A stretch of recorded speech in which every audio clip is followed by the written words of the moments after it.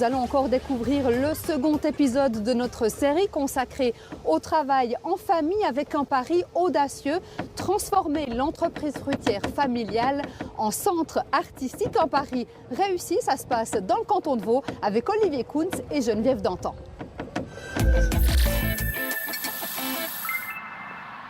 Un cube posé au bord de l'autoroute.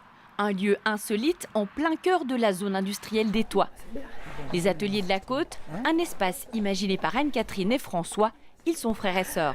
Alors il y a un thème aujourd'hui au Café Tricot. Leur objectif, offrir un espace dédié aux artistes et aux artisans, un projet inattendu. C'est venu au fur et à mesure de nos discussions. On s'est dit, mais on pourrait faire ça. Et c'est à ce moment-là que ça fait l'étincelle un peu. Et on s'est dit, ah ben ouais, dis donc ça serait une super bonne idée. Ça répondait à des besoins qu'on avait chacun au fond de nous et que nos deux vies, même très différentes, ça donnait un sens à tout notre parcours en fait. Et ils voient grand. Au total, 4000 m² dédiés aux arts. Un dédale de couloirs avec 75 ateliers. Bonjour Annie. Annick a rejoint le centre il y a 1 an. Je travaille sur mon dernier tableau. Ces mains-là, je les attends depuis le mois de novembre. Je cherche, je regarde les mains des gens jusqu'au moment où j'ai une histoire qui correspond à mon projet. Un vivier d'artistes de tous bords, réunis dans un même espace, de quoi promouvoir leur activité. En plus des ateliers, une salle de concert et des studios de répétition. Des ateliers comme une nouvelle vitrine pour les artistes. On a été surpris qu'il y en ait autant tout près de chez nous en fait, et même dans notre village. Et ça donne encore plus de raison à ce centre parce qu'en les mettant ensemble ici, ils peuvent s'autoporter. Un lieu qui avant les transformations ressemblait à ça, un centre de conditionnement des pommes. Héritage familial, car l'écurie travaille depuis des décennies dans la production arboricole.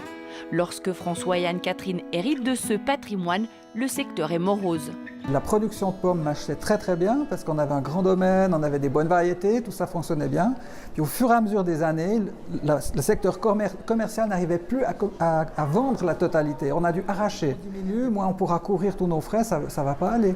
Alors, pour reconvertir les lieux en espace culturel, 7 millions de francs ont été investis. Un pari pour Anne-Catherine qui travaillait dans le tourisme, François est lui musicien de formation.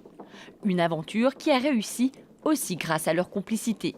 Je dirais que c'est moi qui freine un peu, alors c'est pour dire.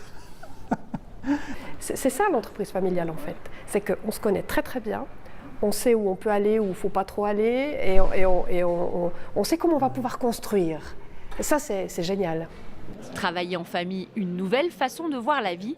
La fille de François et le mari d'Anne-Catherine ont eux aussi rejoint l'aventure.